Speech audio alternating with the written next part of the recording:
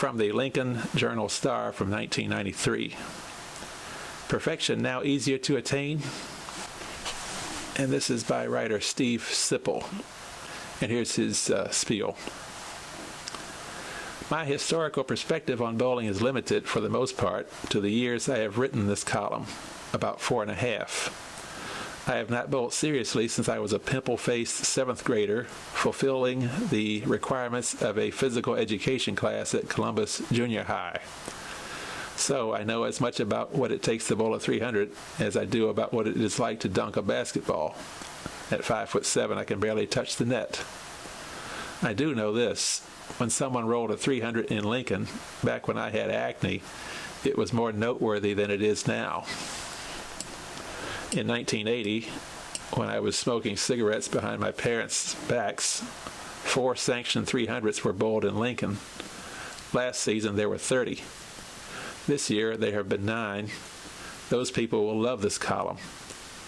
When I started this job, a 300 game by a man was a likely subject for a Sunday feature column.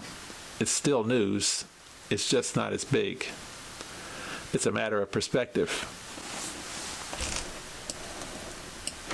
Fairbury's Jeff Meyer recently bowled the first 300 at Playmore Lanes since the first perfect game was bowled there in 1979. In a Fairbury Journal news report about Meyer's feat, which ran as the top sports story in the December 17 editions, a paragraph started with the line, "Meyer rolled the ultimate bowler's dream, a perfect game." Is a 300 still the ultimate dream of a bowler? Again, it's probably a matter of perspective. It was Meyer's first perfect game, and he said he didn't sleep very well the night before he bowled it. In contrast, Lincoln's Rick Miller has more than 20 of them. In Corunna, Michigan, last weekend, Troy Ackerman rolled 3 straight 300s in the final 3 matches of a monthly King of the Hill tournament. By doing so, he made bowling history. 3 straight 300s. Now that's a dream. A single 300 is still a thing of beauty, something to treasure, like a perfect game by a baseball pitcher. There was a time when just 1 300 in a series was big-time news. I think I would have liked those days more.